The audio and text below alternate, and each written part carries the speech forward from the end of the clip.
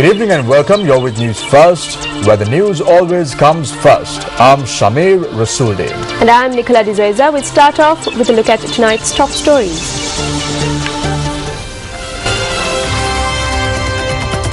I am prepared to postpone the Uber election if out-of-hand incidents occur. A statement from the Elections Commissioner. Air Force squadron including 3 helicopters assigned for peacekeeping services. 4-year-old girl reported missing in Nikadalupota, Kurunegala. Gold prices dip in the world market.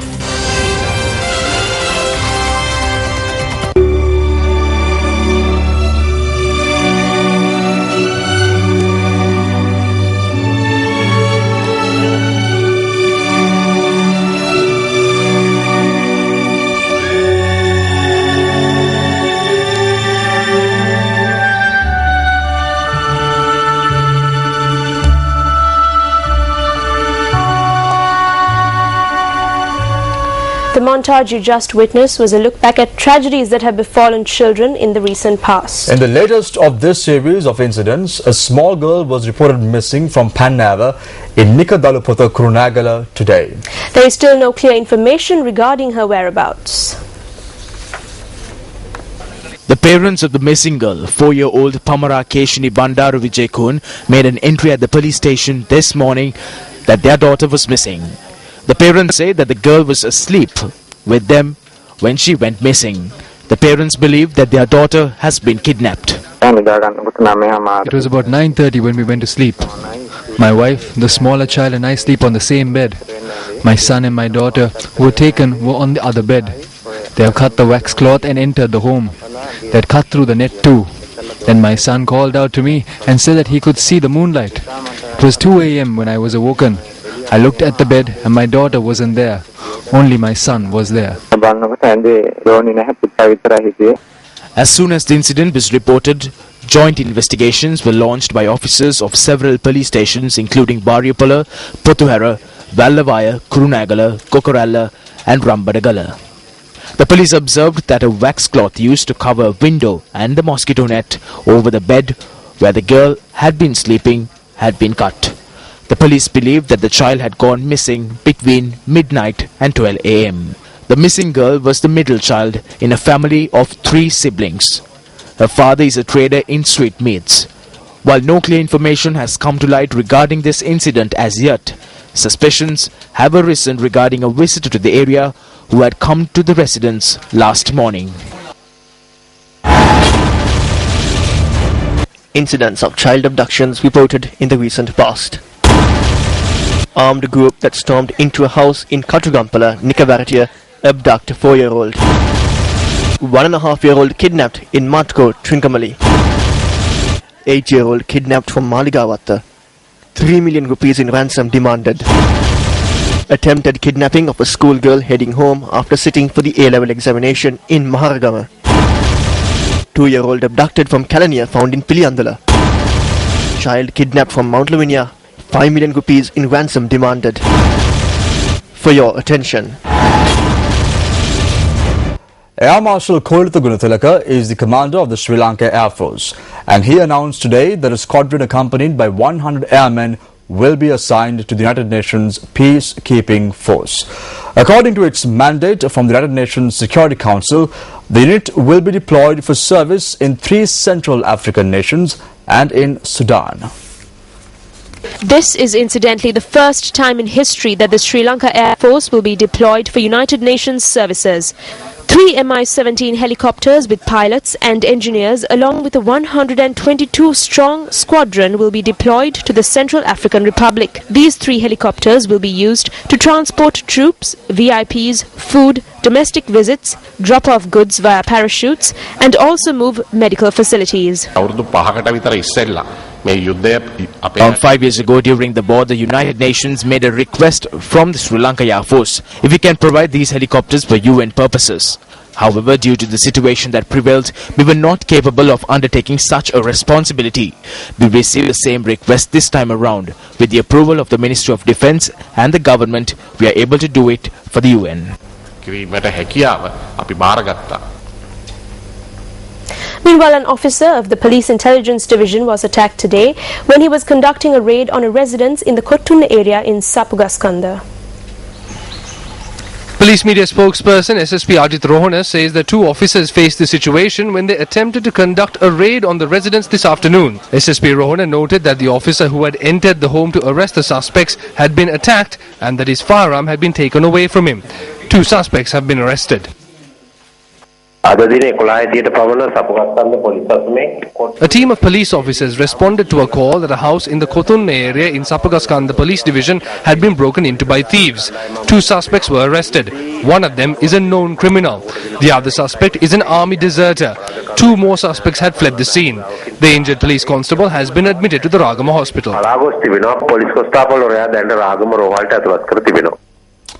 Elections Commissioner Mahinda Deshapriya has made a firm statement that he is prepared to even postpone the over-provincial council poll in the event that out-of-hand incidents occur.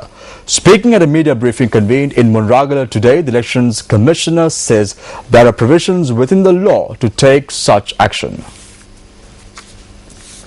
මැතිවරණ කොමසාරිස්ට බලයක් තියෙනවා 1988 අංක 2 දරන පළාත් සභා ඡන්ද විසින් Under Section 26 of the Provincial Council Elections Act number 2 of 1988, the Elections Commissioner has the power to postpone the election by 14 days if the situation in a district gets out of control. There are certain powers vested in the Elections Commissioner that I can implement if needed, but at today's discussions, the senior DIG and all the police OICs were 100% in agreement with us that the situation can be controlled. Opposition activists who spoke with us also indicated their expectation that this will be brought under control, but I will not discard this action. If there is an incident or a situation, I will take action. Once the nominations are received, it is the Elections Commissioner and no one else that decides when the elections will be held. නමුත් ඒක බැහැර කරන්නේ යම් සිද්ධියක් යම් තත්ත්වයක් තිබුණොත් ඡන්දේ දෙවීම තීරණය කරන්නේ නොමිනේෂන් එක කරාට පස්සේ මැතිවරණ කොමසාරිස් මිසක් වෙනක් කවුරුවත් නෙවෙයි. Here in Colombo, the government was questioned in Parliament today regarding rumours that preparations are afoot to hold the over-provincial council election over 2 days. Chief Government Whip, Minister Dinesh Gunawardena, responded. The government does not have the right to postpone an election. The Elections Commissioner is the person in charge of the election. The government is holding this election to achieve victory in the Uva Provincial Council and confirm the public mandate for you. There are no shortcomings. So if you are preparing for defeat, then all I can say is that you can start preparing from now on. දැම්ම ඉඳලා සූදානම්ව කටයුතු කරන්න කියලායි මම කියන්නේ.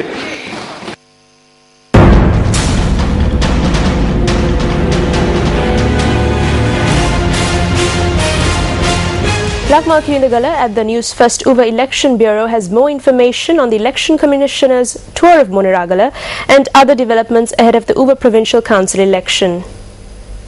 Today too, the Newsfirst team toured the Munragala district. However, we received very little information pertaining to the violation of election laws. The Elections Commissioner held a discussion in Munragala today.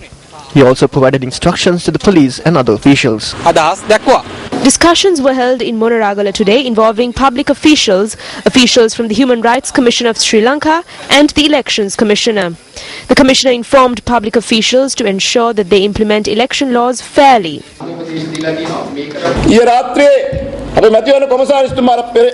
The Elections Commission informed police headquarters last night of an incident that had occurred on the morning of the day before yesterday.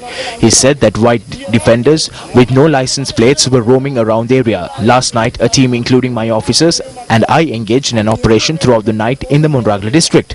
We were looking for these defenders. I am disappointed to say that we did not even see one defender. Those who make allegations say the defenders are white or black. We are carrying out the instructions given to us by the Elections Commissioner. We will continue our duties under him until the 20th of this month.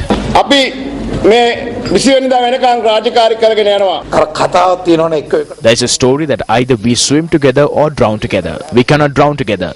Therefore, we must all swim together. We must go under the leadership of the Inspector General of Police and the 2 district secretaries.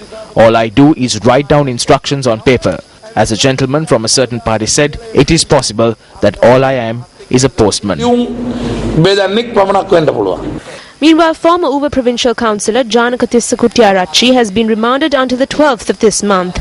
The suspect, former provincial councillor, had turned himself over to court in connection with an incident where he was allegedly involved in a brawl with the son of another candidate. Tharindu Sampath Jayasuriya, the son of the Uva Provincial Council candidate, was injured in the altercation. What is happening in Uva? An election or the thieving of votes? Speaking at an event held in Colombo today, Venerable Madhulwabe Sobithera posed this question to the government.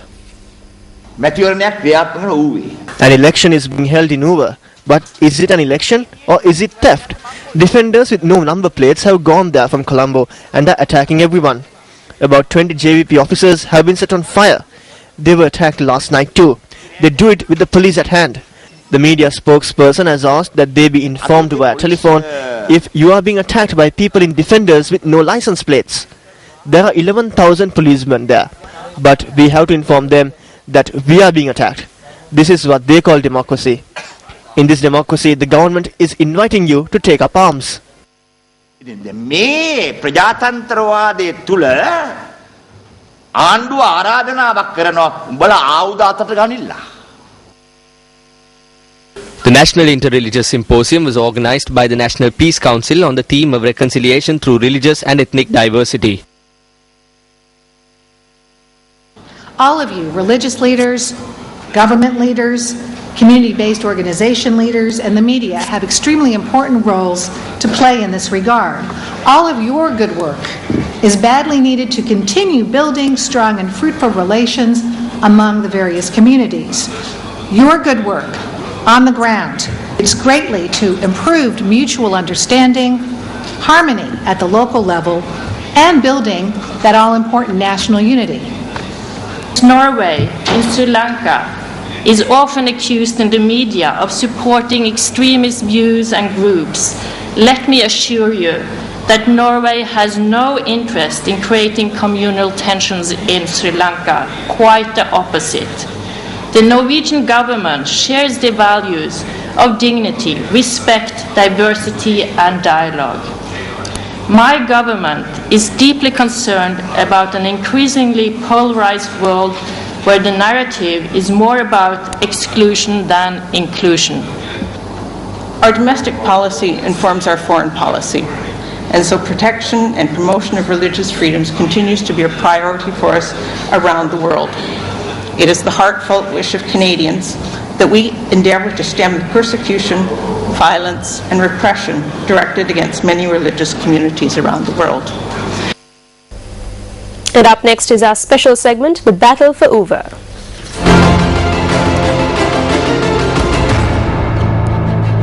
Samantha Vidyaratna took up preferential votes and was in parliament for several years. What did he do? He was the deputy minister, and can you tell me if he even placed one rock on a road? He didn't even manage to give electricity to his village. Riddhi Maliyadda.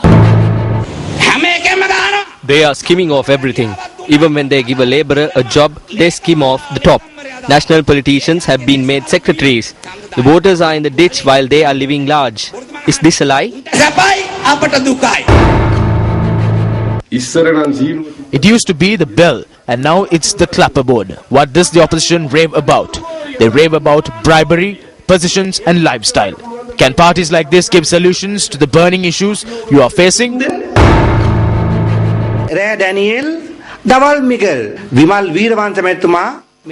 Veeravansa is now ranting away in Badulla. He remains with President Mahinda Rajapaksa, gets all the positions and privileges he can, and in the end he is criticising the president in Badulla. What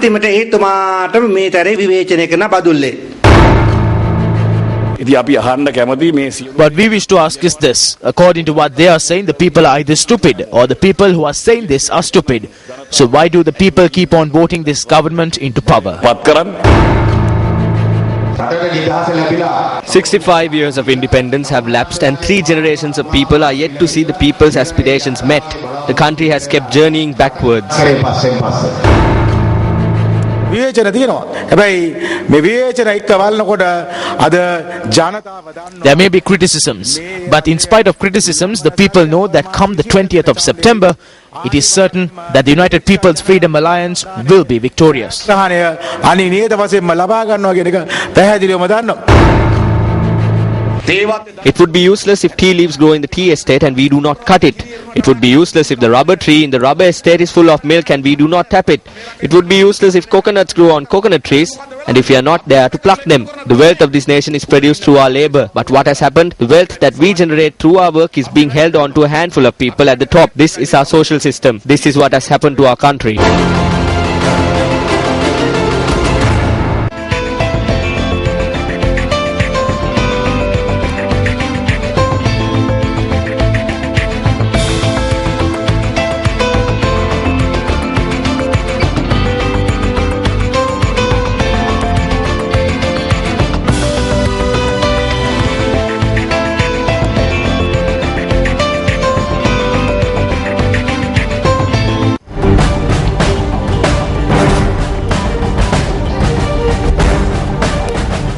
Welcome back to the news.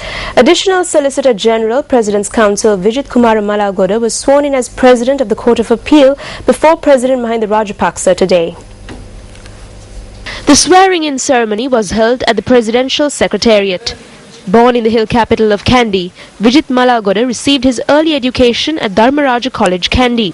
Malagoda, who entered law college in 1979, took oaths as an attorney at law in 1982, following which he joined the Attorney General's Department as a State Counsel. He later held the positions of Senior State Counsel and Deputy Solicitor General before being appointed an Additional Solicitor General.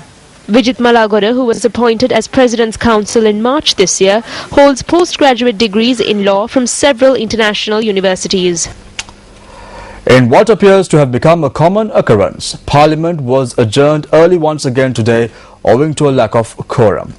The House was adjourned during the debate on regulations under the Import and Export Controls Act.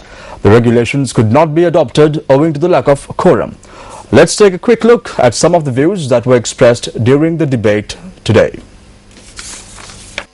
එක පැත්තකින් ජපානයේ අගමැතිතුමාව On the one hand, the Prime Minister of Japan came to the country, and in a few weeks, the President of China will be coming to the country. These visits will have a major impact on our economy in the future. We can exchange ideas that are important for our economy. It is important for the growth of our nation. We must discuss in this House and be informed on our trade ties and import-export agreements that we have reached with countries like India, Pakistan, Japan and China. වර්ධනයන් ගැන අපි මේ සභාව සාකච්ඡා කරන්න ඕනේ දැනගන්න ඕනේ. රටක යටිතල පහසුකම් වැඩි කරන්නේ නැතුව කවදාකවත් Foreign investors can never be brought to a country without first developing that country's infrastructure. Roads, electricity, water and labor are the essential components of our infrastructure. In all of Asia, in the last 5 years, this is the only nation that has not had a power cut that has lasted even 1 minute. You have taken loans from all over the world, created a state that is dependent on debt, and you are all living large in those mighty buildings that you have built on the mountain of debt. You are collecting commissions and piling more and more pressure on the people. There may not have been a power cut in the past 5 years, but they definitely cut power to my house. It has become habitual now to have a power cut on Sundays. He says that there hasn't been a power cut that has lasted even 1 minute in the past 5 years. That is true for him because he has an automatic generator at his house that turns on when there is a power cut. Come to our area on Sunday and you will see that there are power cuts. Honourable Chair, at least in the past, governments informed us before enforcing power cuts. The fact that this government cuts power roguishly shows the extent of its arrogance and the blatant disregard that it has for the people. You're watching News First, and up next is Newsline.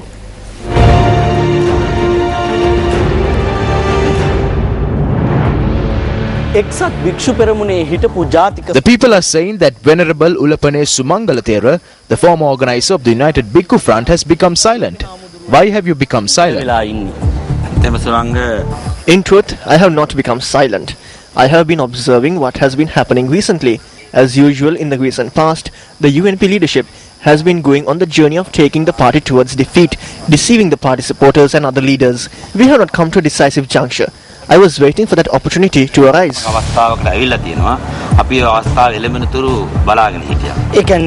you saying that our monks too were deceived? They have been deceived, and today they are beginning to understand the deception. At the end of several rounds of talks held by the Bhikkhu Front in November last year, Ranil Wickremesinghe used his delegates and cunning strategies and led the Mahasangha astray. We saw him achieving his aspirations. I walked out at this moment in protest. Since then, I have been waiting to see the end of the journey of deception on which those who were deceived had embarked on. Are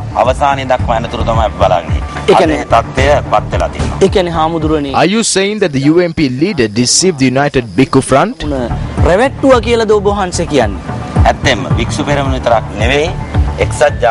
Truly, and not only the United Bhikkhu Front, in order to remain in the position, the UNP leadership deceived several persons, including politicians, party leaders and the Bhikkhu Front. His politics is determined by deception. Even today, he remains the leader, having made false promises and deceiving various people.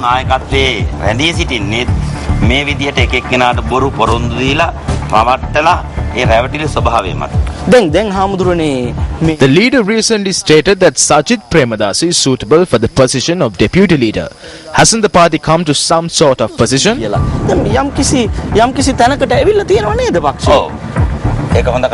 That is a good point, Suranga.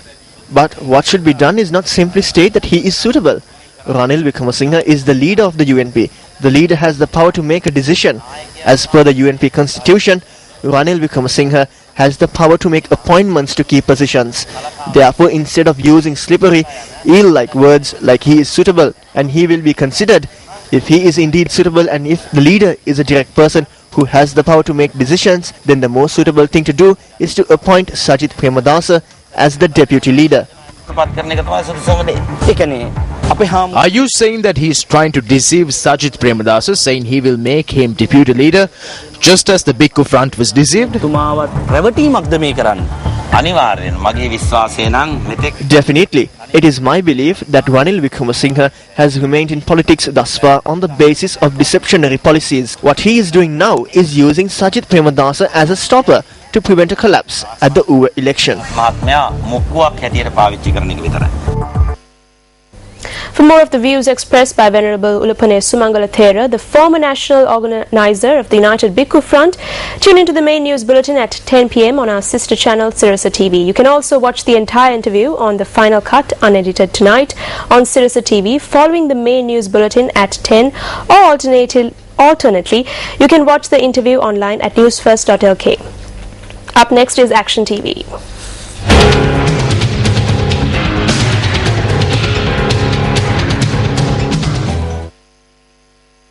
Deshakirti Jaisinghe Kumarasena Mawatha in the Anuradhapura municipality is a 20-foot wide road.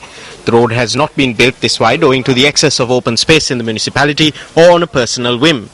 It was decided that this road should be 20 feet wide when drawing up the urban plans because it was considered a necessity.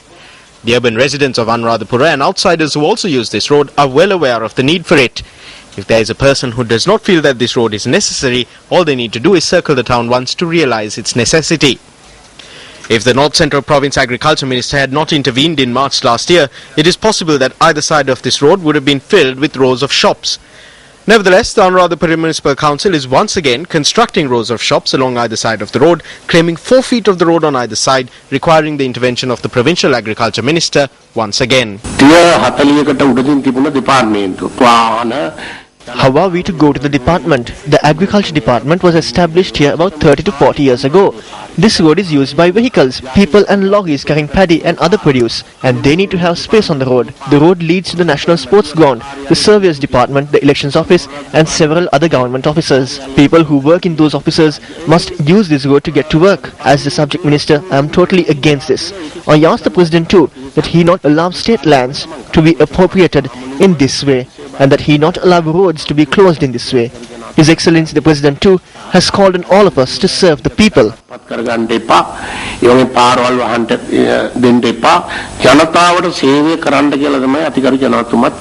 Don't the actions undertaken by the Anuradhapura Municipal Council in violation of the urban plan, which can be considered a city's birth certificate, simply to earn a little more tax revenue, indicate the extent of lawlessness in the area? Chief Minister of the North Central Province, over to you.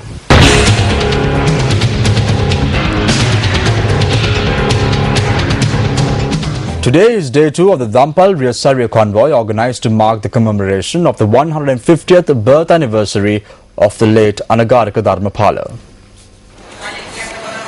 The Dampal Riyasarya convoy set off from the Anagarika Dharmapala Buddhist Centre in Anuradhapura this afternoon. The Sobana Maligava vehicle used by Anagarika Dharmapala in spreading his message across the country is also showcased in this convoy. The passport of Anagarika Dharmapala and a book written in his handwriting are also on display.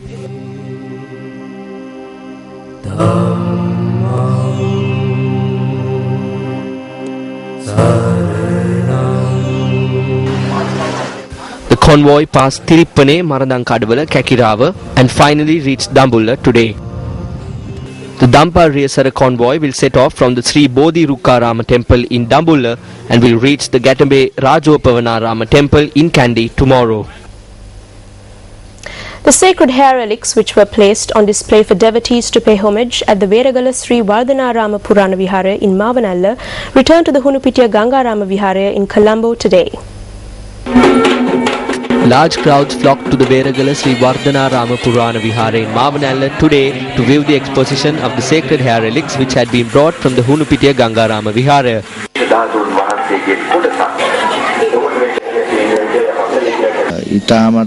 This is a great deed. The people say they feel like Lord Buddha has arrived here. At 3 o'clock this afternoon, the sacred relics were brought to Kegol in procession.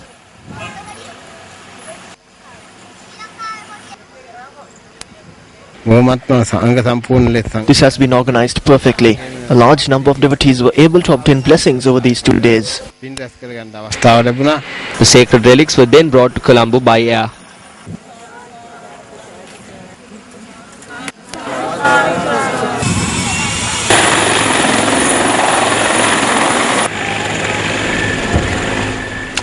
Gold prices have recorded a significant dip in the world market.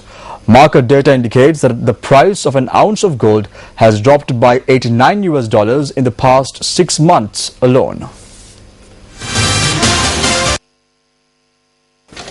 In 2012, gold prices reached a peak with the price of an ounce reaching $1,800. However, by mid-2013, the price of an ounce of gold had dipped to $1,200, partly due to the global economic recovery, according to analysts. While gold prices climbed steadily to $1,400 an ounce in the first few months of 2014, last month alone gold shed $55 off its value. Gold prices in Sri Lanka too have declined parallel to dip in the world gold prices. The Sri Lanka Jewellery Association notes that the price of a 24-carat gold sovereign, which was 58,000 rupees last year, is currently at 45,000 rupees.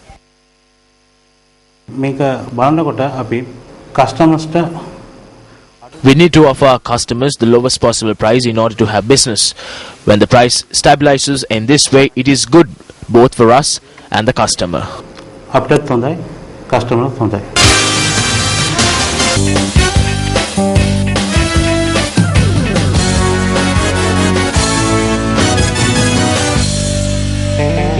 The Sri Lankan netball team clinched their second group round victory at the Asian Netball Championship today, dominating Myanmar in a one-sided game. Sri Lanka's netballers won the match by 109 points to 11. At the first half of the game, the Lankans were in the lead by 45 points to 6, having won both their group matches so far. Sri Lanka are leading Group B in the Asian Netball Championship. The tournament, which is being held in Singapore, concludes on the 14th of this month.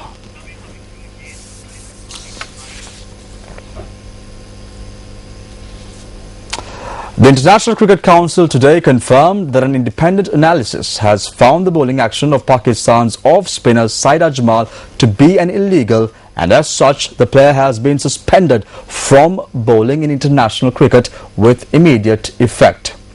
Saeed, who was reported after the first test match against Sri Lanka in Galle last month, can apply a reassessment after he has modified his bowling action in accordance with clause 2.4 of the regulations for the review of bowlers reported with suspected illegal bowling actions.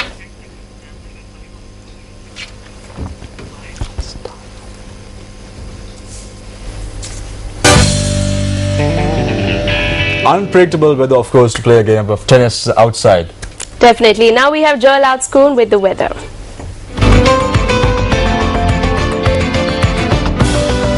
A very good evening to you and welcome to the Weather Center with me, Joel Outskoon. Starting off with, the Met Department says that several spells of showers will be experienced in the drought-affected areas towards the end of September. Taking a look at the weather forecast for the next 24 hours, the Met Department says that the western, Sabaragamu's central, northwestern and the southern parts of the countries will receive showers or thunder showers. Meanwhile, the Met Department also says that the Uva and eastern provinces will also receive showers and thunder showers towards the evening at times. The general public is kindly requested to take adequate precaution from lightning-related incident. Taking a look at the weather forecast in these areas, the Met Department says that showers or thunder showers will be experienced in the seas of the coast extending from Puttalam, Colombo, Galle and Hambantota. Wind speeds will be southwesterly and will reach up to 20 to 40 kilometers per hour.